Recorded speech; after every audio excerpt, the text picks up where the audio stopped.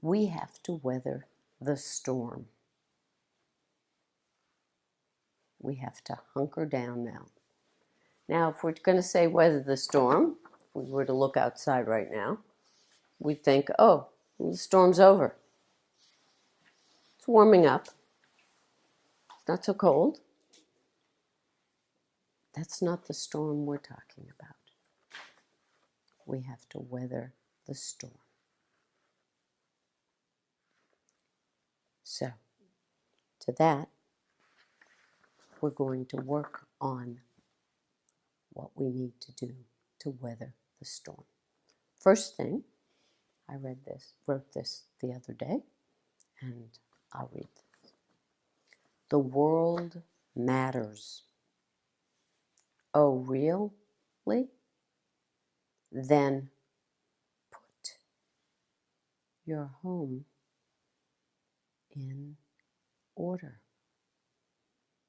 Matter matters only when we know what matter is. We think we are what matters, but we are all that matters, which is not matter. You can offend me only.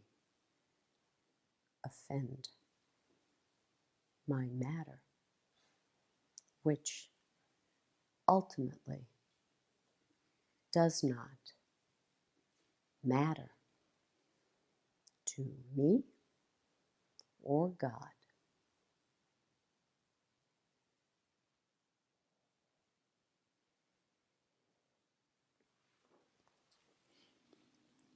So in order to weather the storm, we have to get off the grid.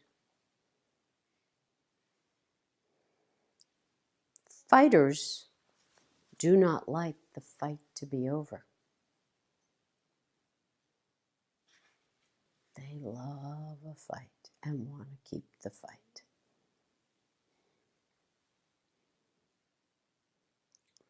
So that dichotomy is chaos, order, freedom, repression. And repression and chaos are the favorite things to use to fight. And the storm we have now is chaos and repression. Everywhere we look, somebody is offended by something. So we're going to step on that offense. So we're going to ruin everybody's life because I'm offended. And create chaos and repression. Not order and freedom. Because the belief is order and freedom, because they're conflated, are actually looking like chaos and repression. Our job is to get off the entire grid. We mistakenly look at farmers as being the cause of our misery. They're the incidental cause. We actually are maintaining our own misery.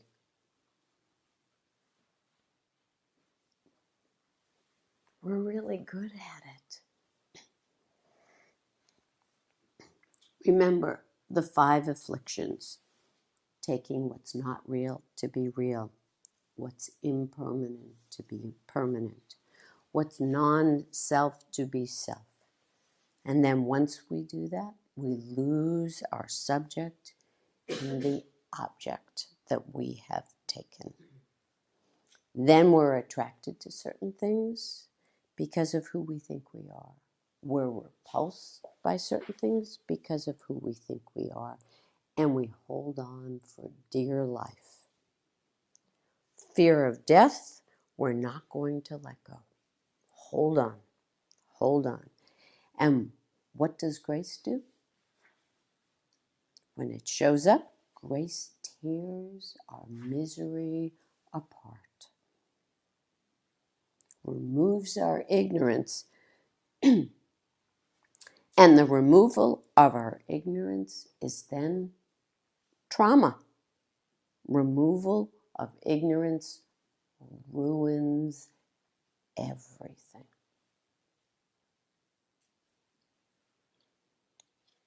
So we have ruins everything, uproots, refuses to change, trauma, chaos, protecting safety. And you start to look at, wow. And in order to weather the storm, we have to be willing to ruin everything within us. It's not about the outside. Can't change that. It's going to be, and we have to learn how to maneuver through. We have to hunker down, look in, and let go. So to that, I've seen too much of people be the best you can be. Go do you. You can whatever. You.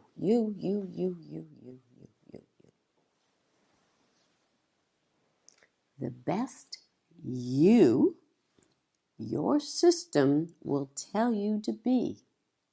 The best you, your system will tell you to be, is never going to be you.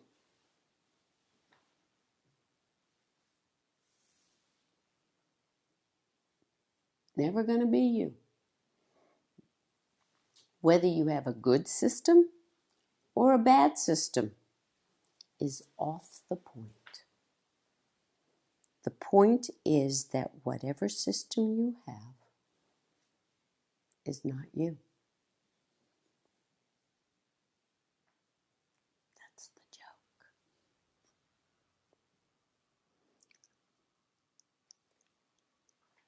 The only way out of all of this is love.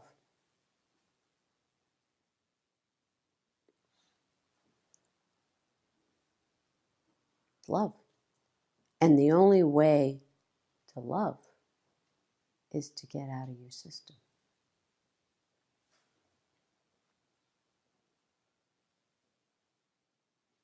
So it has to be truly love, not idea love.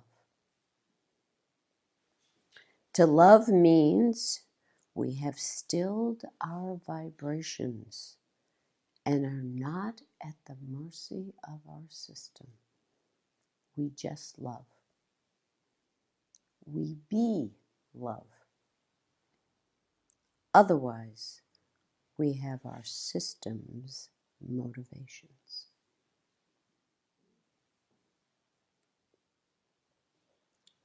So, to that, first, any comments, any questions, anything?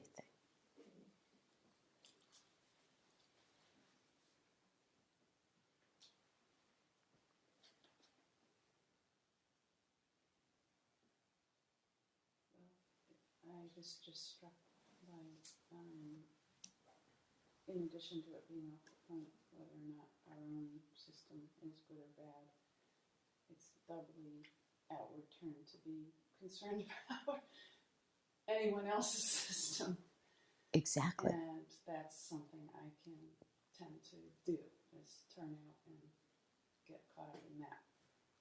So that becomes a farmer, A farmer, yeah. Mm-hmm. and it's off the point. Yeah. Off the point. Yes? A question. How knowing well a system help to get rid of it? Or help to overcome?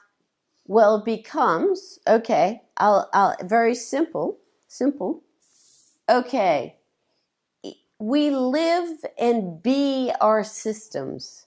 We think we are our systems. We believe we are our systems. I'm just being me is usually a phrase that people use. And once we can perceive it, then it's not us.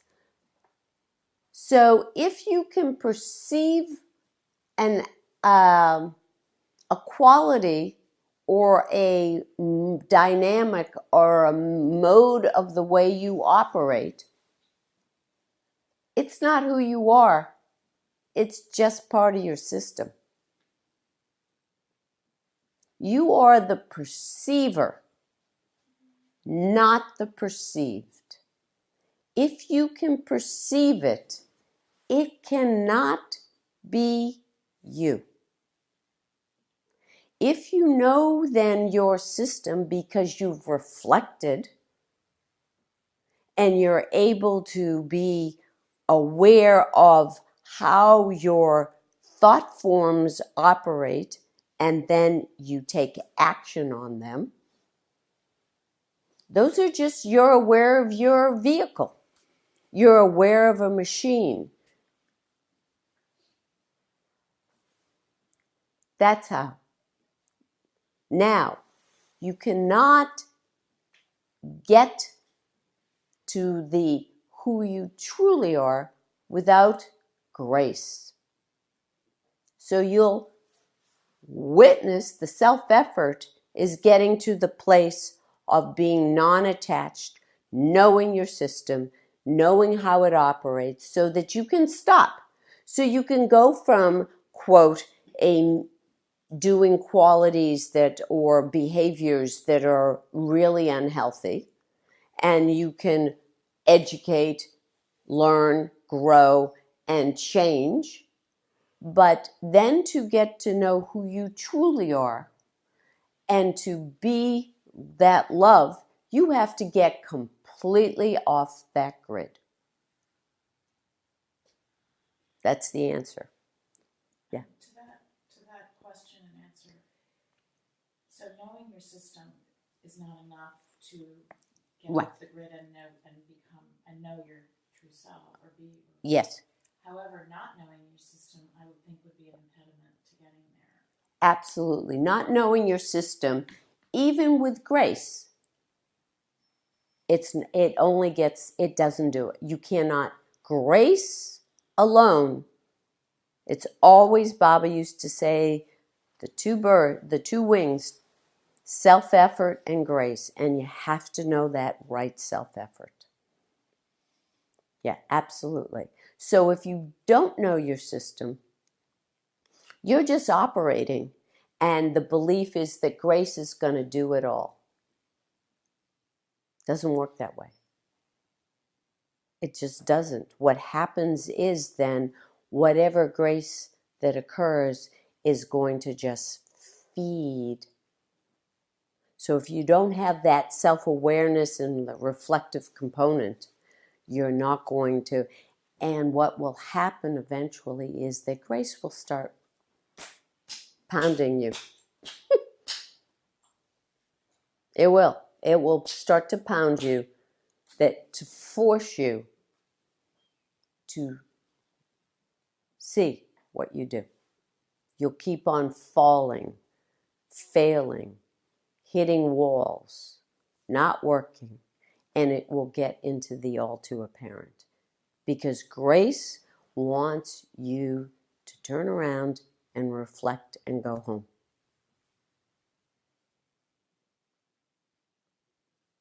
Okay, so to that, Everybody get comfortable. We are going to learn to weather the storm.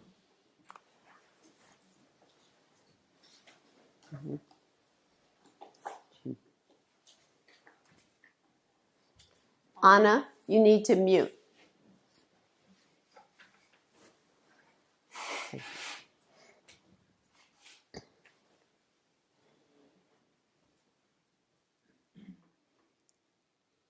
Okay. The vehicle of the body. Feel it. Feel your toes, your nose, your fingers, your elbows.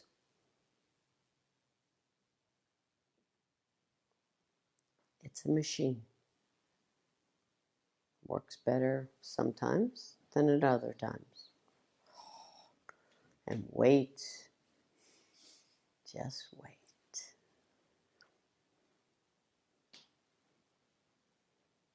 It will become an old jalopy soon enough.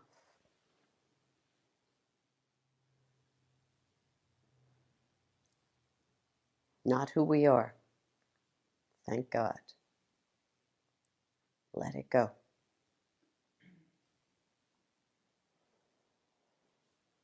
Go in. 5 senses.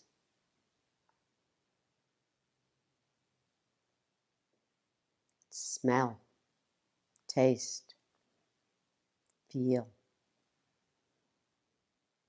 Hear.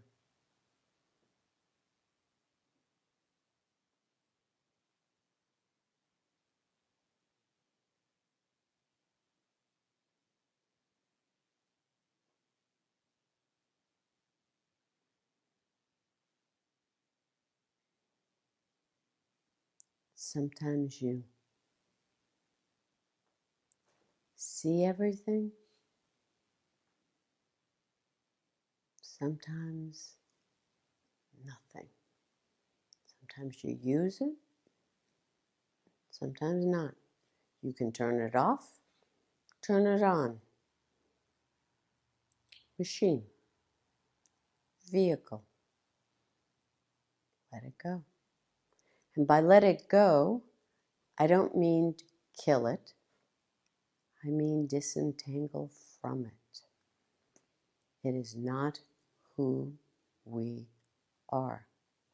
You can perceive it. It is not the perceiver.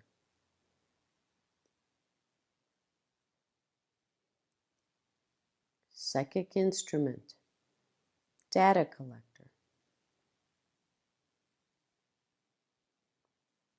Intellect. Identifier. Instrument. It's a machine. And if we remember this, we need all these machines to really function really well, and we want to be able to use them and not have them use us. We have to go from inertia to activity to calm with each of the vehicles. Let go of the psychic instrument, which then means let go of the thought forms.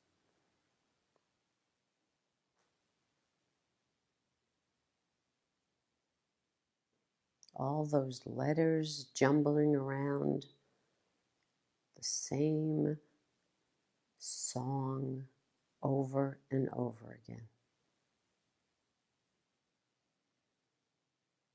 It is not who we are, that song. Let it go. But no, you have it. But for the moment, we're going on the journey in, so let it go. We come to emotions, vibrations. Before it's a vibration and non-attached, it's an emotion. As we're going back on this little journey, There's sadness, there's anger, there's frustration, there's hurt.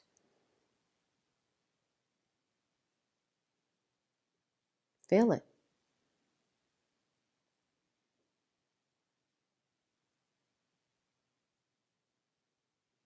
Take those letters now away. Keep going. Now we come to a vibration.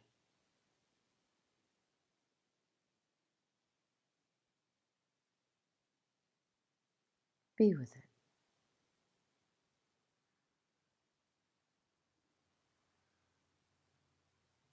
No big deal.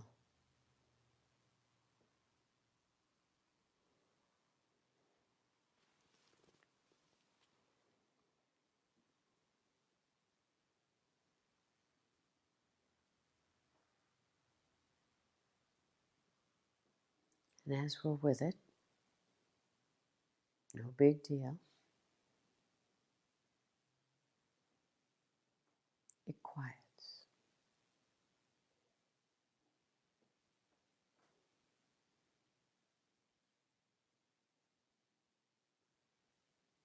Don't look for anything.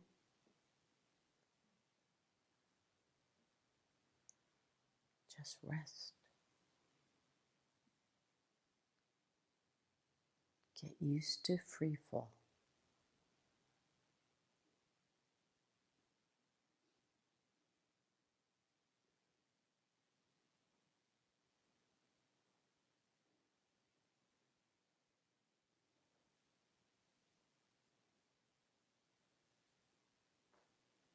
And if we're still, what will arise is love. Not made up, not our creation, but God's nature.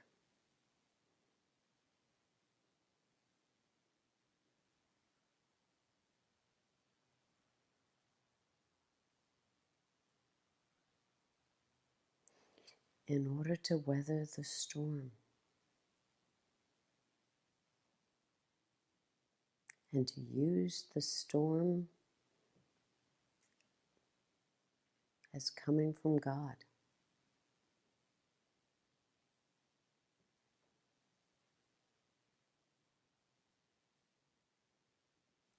we have the opportunity then and the desire to go within.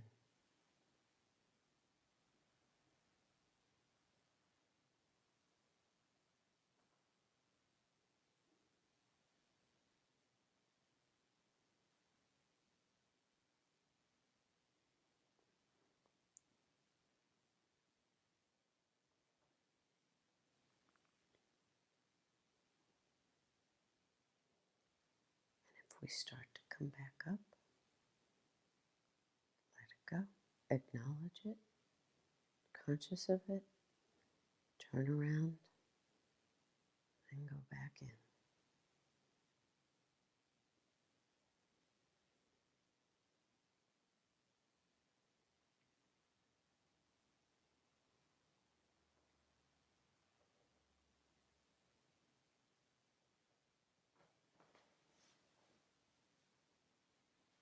So the vibrations,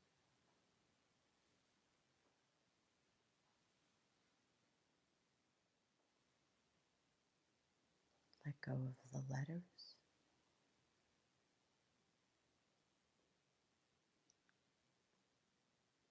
let go of our sureness,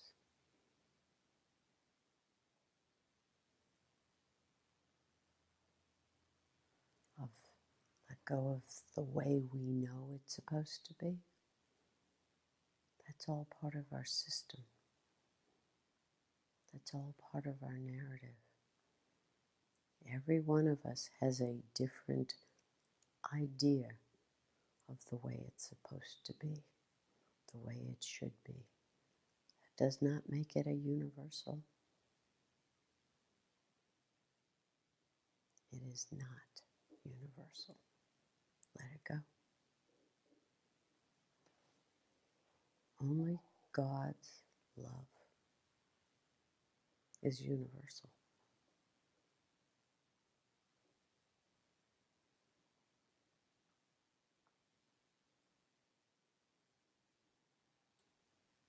Let go.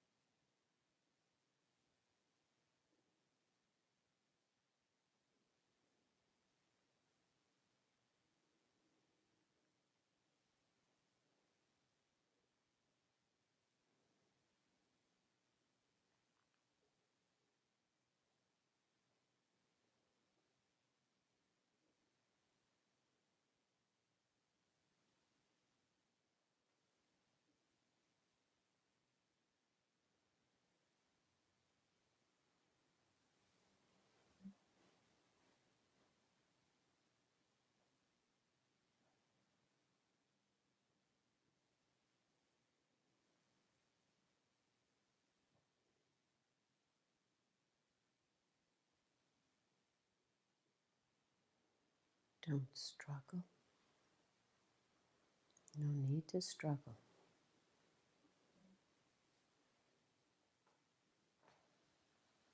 Let it go.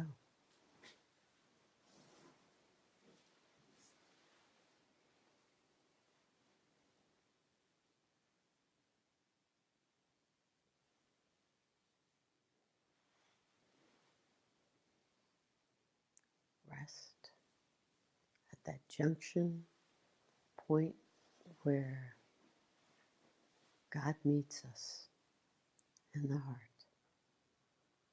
Not the physical heart, not the subtle heart, not the causal heart, but the super causal heart. Beyond the waking, dream, and deep sleep state.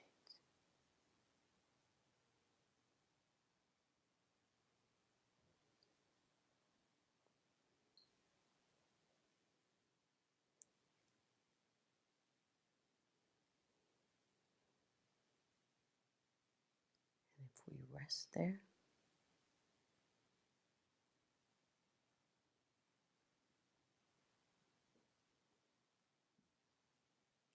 and live there, we can weather the storm.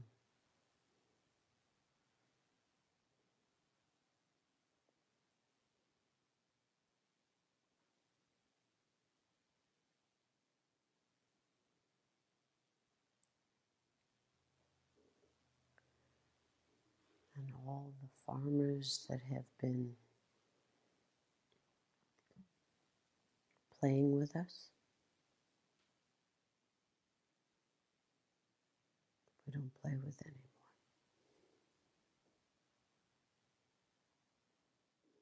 Whether they're in our psychic instrument, or our physical body, or our five senses, or our emotions, or our thought constructs, or outside the play of our own bodies.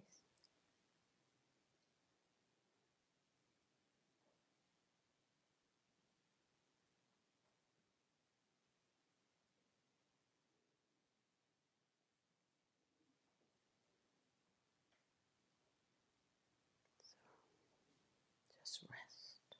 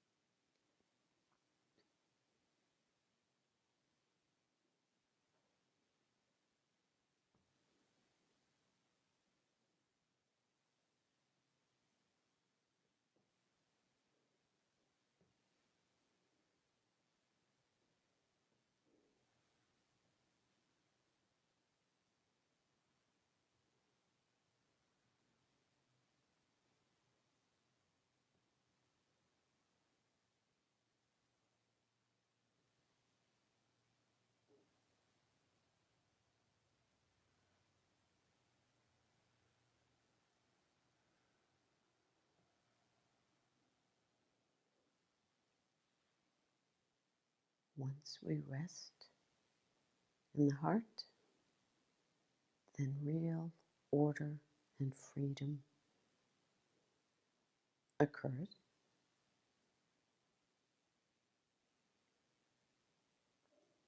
We actually see it and feel it. And the chaos and repression and the worldly order and freedom just goes about its own business. We are then non-attached.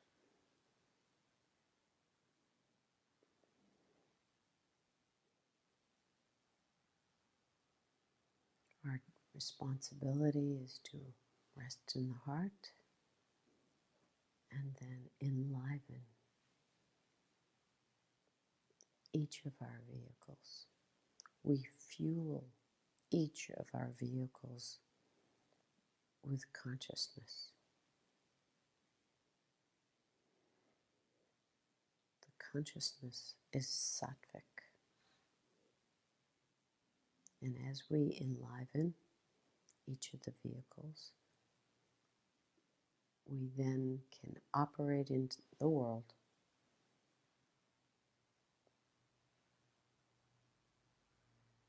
and stay resting in the heart and able to love no matter what we are called to do. So as you enliven your vehicles, don't identify with them. Keep the consciousness of who we are back in the heart.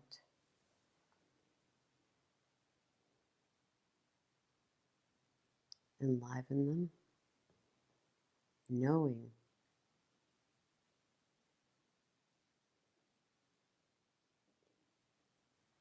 that they are not who we are. They are vehicles for our use.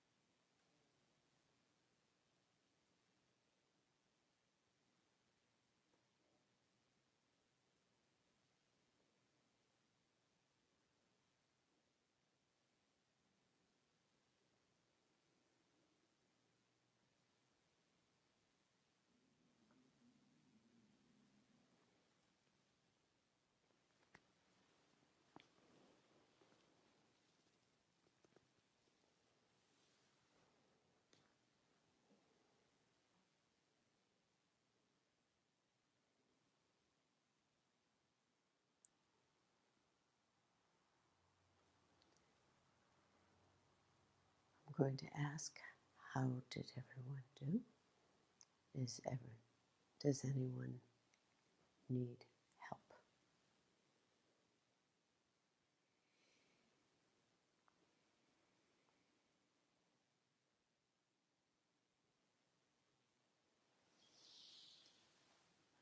I felt like I was able to go to a point it was very familiar, and then I could feel like you pushing me deeper, and I was conscious that I was resisting something. Mm-hmm. So not knowing how to, because the familiar was, oh, I know, I can do this. Mhm.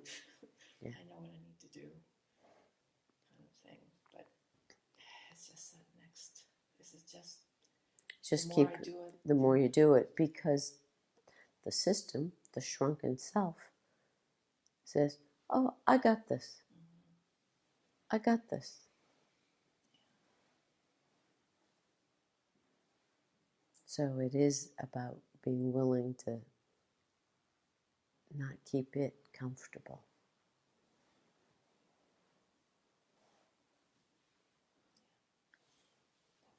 Mm-hmm. Distracted by sounds, my stomach gurgling, and worried that I was affecting drawing people's attention. So did you want to be a farmer for everyone else? Yes.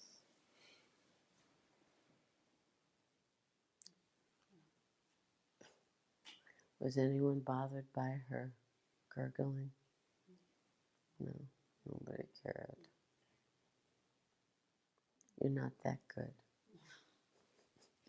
Or bad. I had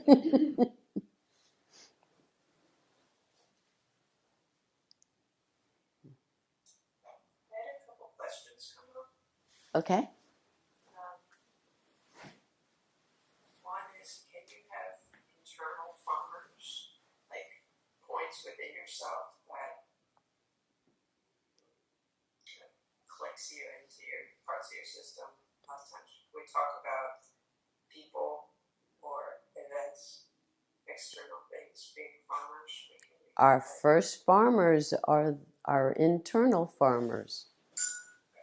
And they're the hardest farmers to get rid of because we don't want to acknowledge them as farmers. They're just truths or facts or beliefs or the way it is or the realities of life.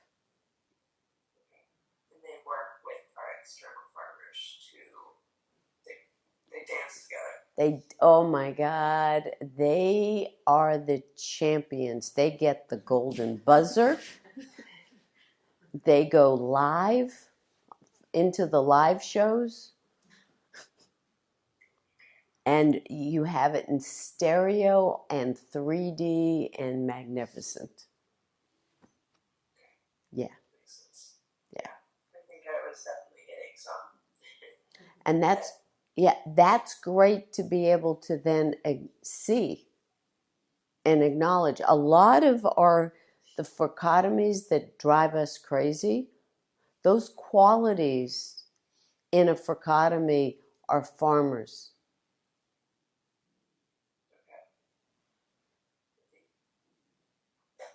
Can you explain that more?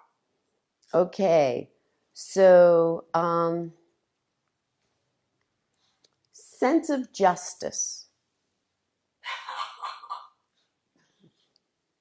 There we go. That's been since I was, I can remember. Right. That's a farmer.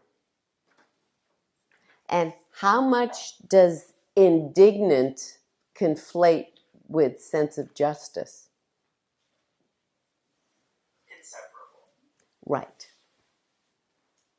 And so sure that I know justice. It's so funny. I'm so stupid sometimes. No? But yeah, it's totally the way it is, and I haven't been able to untangle it yet. Yeah. Yeah.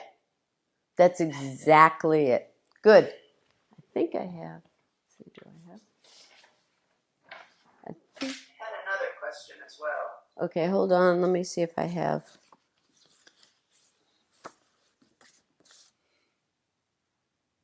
The dichotomy of sense of justice, opposite is amoral. The negative is indignant. And non-judgment is the positive of non-judgmental. And that is such a big problem today. The amoral, non-judgmental. And seeing clearly through that is really difficult. You'll have fun with that one. Yeah, that's deep for me. Mm-hmm. There you go. An old friend. Okay, what was your other question? I've been thinking about how I put up barriers for myself when I'm trying to achieve something. Mm-hmm. And how, when I was working on my thesis, how you had me be one pointed on my thesis. Mm-hmm. It was all, everything else got stripped away, and it was just that one focus for a long time in my life. Mm-hmm. And I was reflecting on, I don't really have that like project anymore. So my question to myself was, you know, I see myself putting up barriers again in projects at work or at home or things like that. That when I look back on, like, why was this so hard for me? You know, Mm-hmm. I was like, oh, I think I got in my own way. When you So, go ahead. my question, and maybe I already think I know the answer is, when you're, so the thesis was sort of like necessary for me at the time because I really needed to finish and I wasn't, well, it was something that was still kind of external that I could focus on, but then the next step would be, if you are one pointed on God and continuing your practice, that will help you strip away the You mean the barriers that are actually farmers? yeah. Okay, so the two are basically related. Yes. The Yeah. barriers are the internal farmers. Right. It's two different terminologies for Right. the same thing. Right. Okay. Right. So they're always designed for you to maintain. A barrier is designed for you to maintain your narrative. Okay. And what we worked on when you were doing your thesis was stripping away so that you could just irrigate appropriately and not irrigate over here, or over here. Okay. Does that make sense? Yeah. I kept on hurting the cat. Right. Yeah. No. Don't think about that. Blah, blah, blah. No, we're going to do chapter blah, blah, blah. This is what, no, keep on. Nope. Nope. So as you practice, you know which canals you need to shut off into the wrong. You don't need to irrigate that field. Exactly. You don't need to. It doesn't need irrigation and enlivenment. It's Different. They're different. But it has that similar thing of the path I go based on, these barriers that I put up. There's my life, and now I'm in shambles.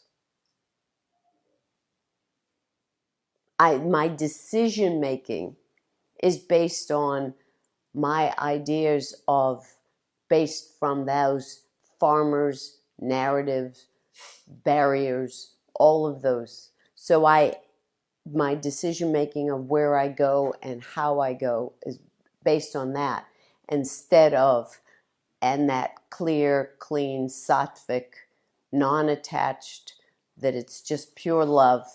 Oh, the answer is I go this way. There's no, no walls. You just see across the field. You see what you need to see. exactly. So one of the things I worked with you is how to see clearly the answers to your questions in your thesis. Yeah, and I miss. I miss being able to see clearly. It was just so.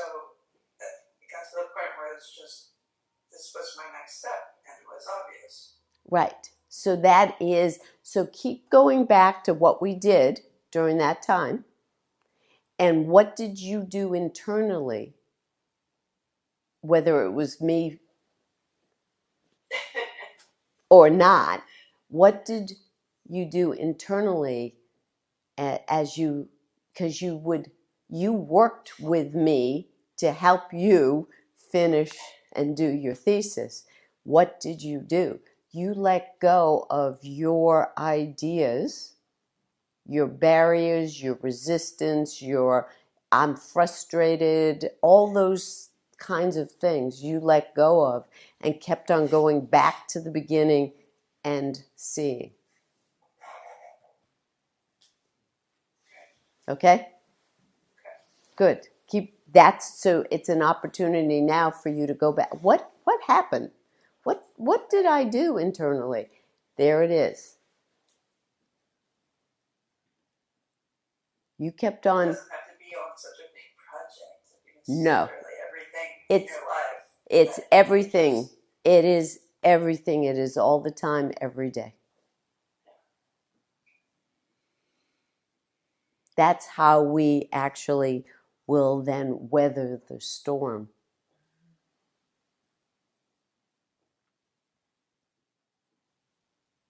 Makes sense. Good. If we are still irrigating stuff, we just can if we are still obeying our farmers or Yeah. reacting to our farmers, then we're just adding to the storm our fleeces. Yes, totally. We're participants in the whirlwind of the storm. And misappropriation of the energy. And misappropriation of the energy, yes. That could be going toward Yes, one point on God. yes. Yep.